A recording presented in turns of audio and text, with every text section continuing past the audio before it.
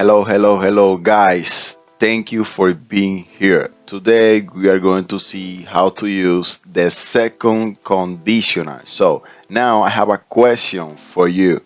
Have you ever thought what would you do if you could fly, but weren't sure how to say it? Today we are going to fix that. We are going to employ the second conditioner, the most fun way to talk about imaginary and unreal situation.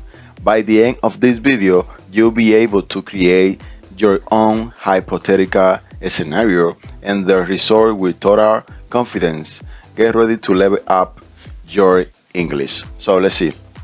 In this part, we have a definition. So the second conditional is a grammatical structure used in English to talk about hypothetical or unreal situations and the present or future as their potential result. It's often used to express what you would do or what would happen if a certain condition were met, even though the condition is unlikely or impossible. So in this part we have the structure of the second conditional is if plus simple past would plus base form of the verb. So here's a breakdown of the two parts. The if clause, the condition. This part uses the simple past tense, but it doesn't refer to a past event. It describes a hypothetical situation. It's very important to know this, guys. Example, if I won the lottery, if she were taller, if we had more time. So the main clauses, the result, this part use would followed by the base form of the verb. It describes the hypothetical outcome of the condition. So let's see.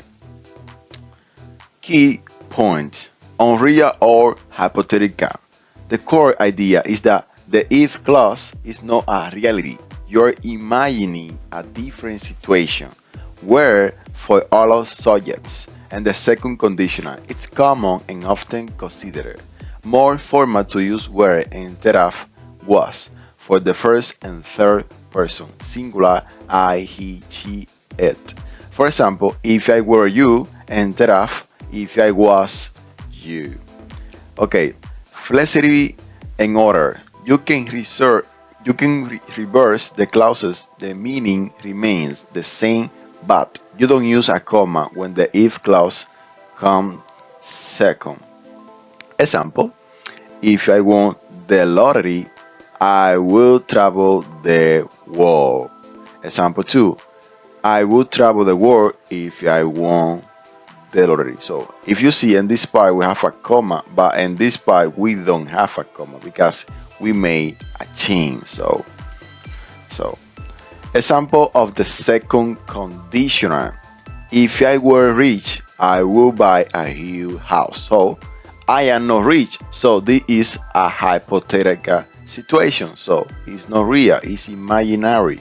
So second, if you study harder, you will pass the exam. So you aren't studying harder, so passing is unlikely. So you see, the second conditional is easy, guys. She would be happier if she had a different job, but she doesn't have a different job, so she's not happier. So if he knew the answer, he would tell us. He doesn't know the answer, so it's an imaginary situation, so it's not real. So guys, comparison with the first conditional. It's helpful to compare the second conditional with the first conditional, which use for real and possible situation, guys. First conditional, real and possible situation. If it rains, we will stay inside. It might rain, so this is a possible outcome.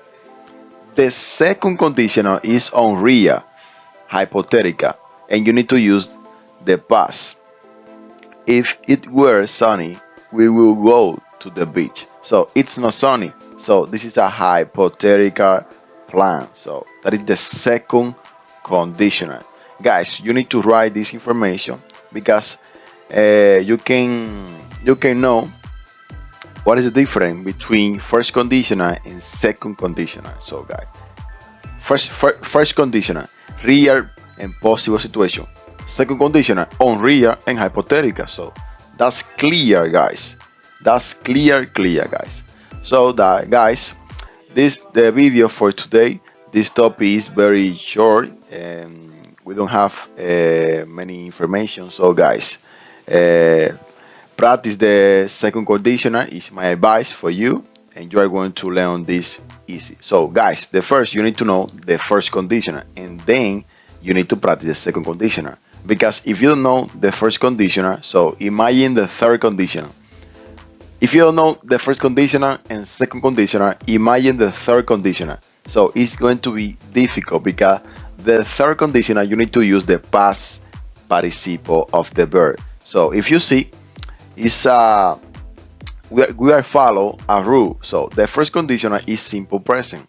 So the second conditional is simple past. So the third conditional is the most difficult, past participle. So you need to know the first and the second conditional. So guys, practice more perfect.